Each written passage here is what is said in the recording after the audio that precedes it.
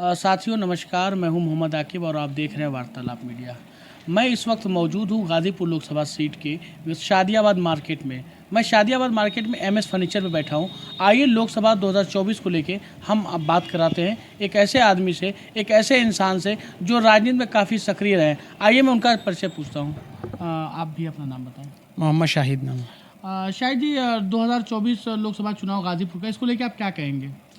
देखिए 2024 का लोकसभा चुनाव जो है जनता और भाजपा के बीच में हो रहा है, जिसमें जनता पूरी तरीके से मूड बना चुकी है। भारतीय जनता पार्टी जो कि असंवैधानिक सरकार है, संविधान को उखाड़ फेंकने का काम कर रही है, संविधान को तोड़ने का काम कर रही है, देश की एकता को तोड़ने का काम कर रही है, उसको उखाड़ फेंकने के लिए जनता पूरी तरीके से प्रतिबद्ध है।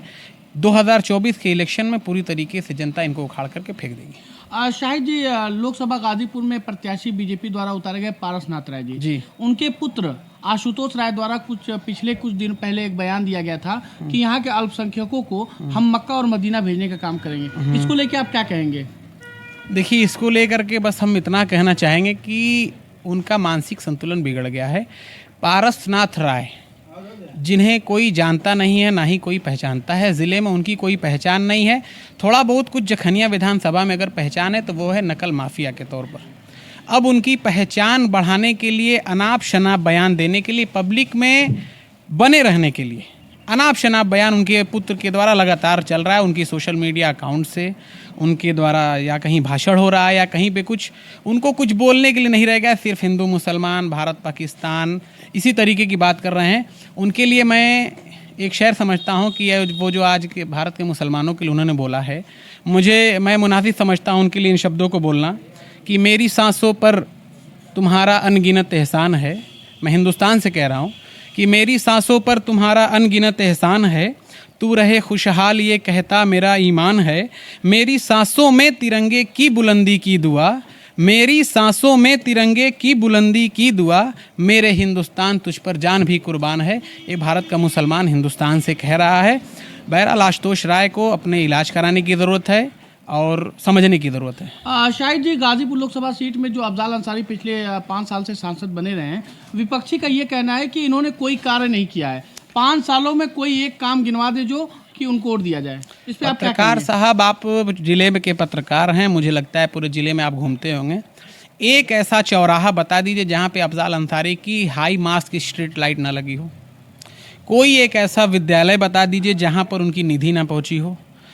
ज़िले की कोई भी ऐसी बड़ी सड़क बता दीजिए जो 2 मनोमानी तथाकथित विकास पुरुष के ज़माने में जर्जर थी, आज उस पर काम न चल रहा हो। आज प्रधानमंत्री ग्रामीण सड़क योजना के तहत अफजाल अंसारी ने भागम भाग और तमाम प्रयासों से, अपनी मेहनत और मशक्क़त से 290 किलोमीटर रोड बनवाने का काम अपने 3 साल के कार्यकाल में किया।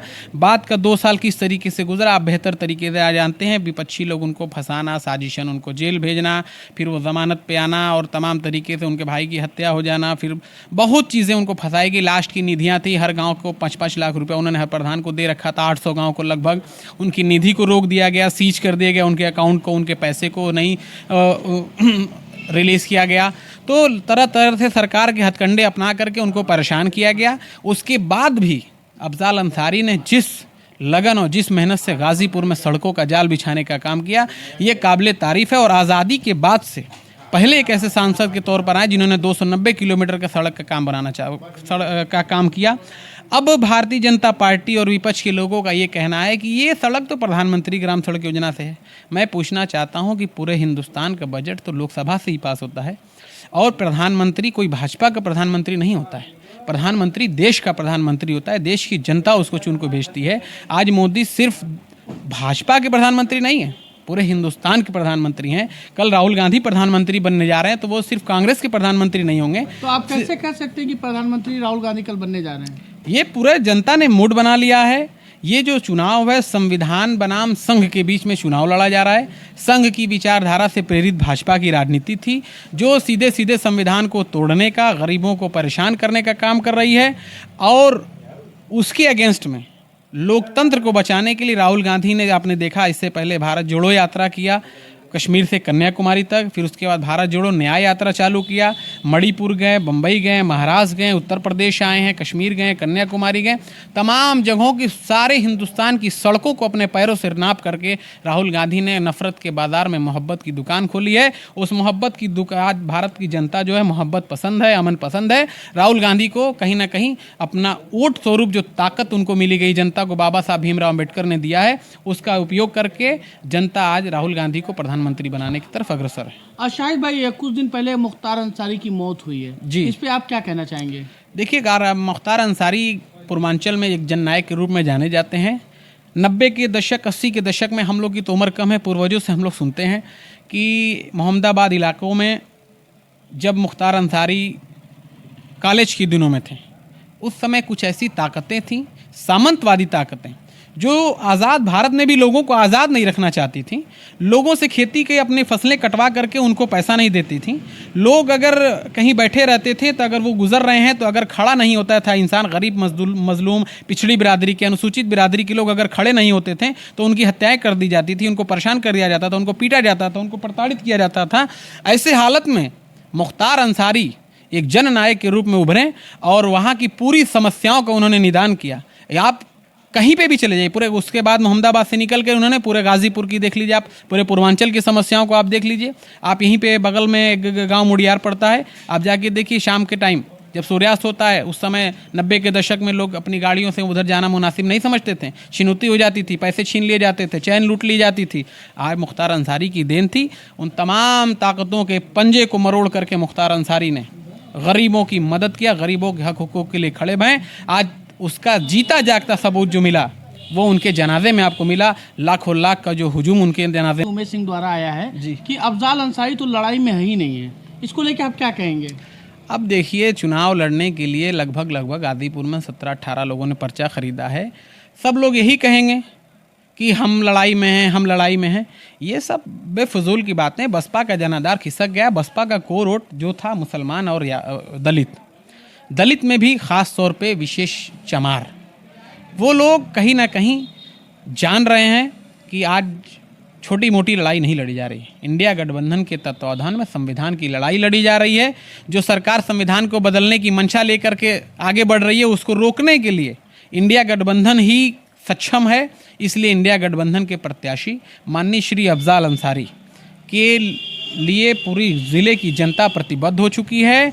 और कहीं ना कहीं आप देखेंगे हर समाज के लोग, चाहे अगड़ा समाज हो, पिछड़ा समाज हो, अनुसूचित समाज हो, अल्पसंख्यक समाज हो, एकजुट होकर के लामबंद होकर के अफजाल अंसारी को चुनाव में वोट इतना देंगे कि मुझे लगता है कि जो 2004 की उनकी 2,27,000 वोटों की जीत थी, उसका भी रिकॉर्ड तोड़ने जा रही है जनता। कहीं ना कहीं अफजाल अंसारी बसपा का कोर वोट, जिसे चमार कहा जाता है, दलित कहा जाता है। आप जोगा की घटना सुने होंगे, जोगा गांव सुने हैं?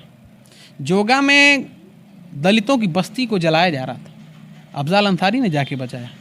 शेरपुर की घटना जहाँ पे 4 चमार को काट करके फेंक दिया जाता है, मार के फेंक दिया जाता है, उनकी लाश को पोखरे से अफजाल अंसारी निकलवाते हैं, पोस्टमार्टम अफजाल अंसारी करवाते हैं। ऐसे प्रत्याशी के सामने किसी का कोई भी हथकंडा काम नहीं आने वाला है। मैं पूरी तरीके से आपको बताना चाहता हूँ कि आज भारतीय जनता पार्टी के पास कोई मुद्दा नहीं रह गया है।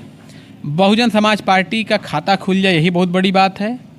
अभी आप देखिए, भारतीय जनता पार्टी के एक निवर्तमान सांसद है निरहू, दिनेश लाल यादव निरहू, उनसे रोज़गार के बारे में एक पत्रकार साहब आप ही की तरह सवाल पूछते हैं तो वो कहते हैं कि ये बच्चे पैदा करके लोग रोज़गार को ख़त्म कर रहे हैं। आप बताइए कि खुद दिनेश लाल यादव के 4 बच्चे, और वो बोल रहे हैं कि बच्चे पैदा करके लोग जनसंख्या बढ़ा रहे हैं, इसलिए बेरोज़गारी बढ़ रही है। ये कहीं ना कहीं अलूल जुलूल अनर्गल बयान के लिए देखे जा रहे हैं। खुद नरेंद्र मोदी को आप देख लीजिए। मैं थोड़ा सा आगे बढ़ के आपसे बोलना चाहूँगा। आप ज़िले से बाहर आप निकलेंगे, एक रैली में नरेंद्र मोदी कहते हैं कि भारत की जितनी भी योजनाएं पहले लॉन्च होती थी, उस पर सारा हक एक विशेष समुदाय को दे दिया जाता था, जो ज़्यादा बच्चे पैदा करते हैं, घुसपैठिया समाज से आते हैं।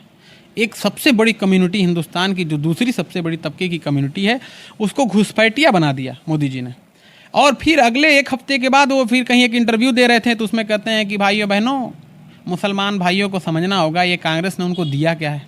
एक तरफ आप कह रहे हैं कि सारी स्कीमें कांग्रेस मुसलमानों को दे रही है, एक तरफ कह रहे हैं मुसलमानों को कांग्रेस कुछ दे नहीं रही है। अभी 3 दिन पहले उनका एक बयान आया कि नवीन पटनायक जी को कागज़ से हटा दिया जाए तो ज़िले की राजधानी नहीं बता पाएंगे। मैं पूछना चाहता हूँ कि आखिर इनका ज्ञान आता कहाँ से है, ये लोग ज्ञान पाते कहाँ से हैं कि ज़िलों की राजधानी पूछ रहे हैं। पूरी तरीके से ये होश खो बैठे हैं, अपनी हार को देखते हुए हताशा में आ चुके हैं और इस तरीके से हताश हैं कि उलूल जुलूल बयान दे रहे हैं। अमित शाह का बयान आपने सुना, उत्तर प्रदेश की 80 लोकसभा में वो 85 जीतने जा रहे हैं। और कहीं ना कहीं आप देखिए पूरी तरीके से भारतीय जनता पार्टी बैकफुट पर है। उनका कोई सांसद आता है कहता है कि हम संविधान बदल देंगे, कोई सांसद आता है कहता है कि किसी माई के लाल में हिम्मत नहीं कि संविधान बदल दे। वो खुद अपने आप को क्लियर नहीं कर पा रहे हैं। आप खुद जब मोदी जी की एक्टिविटी देखते होंगे, जब आप पहले जो उनका जो 56 इंच का सीना जो दिखलाते थे, आज वो कहीं नहीं दिख रहा है, वो 36 इंची का हो चुका है।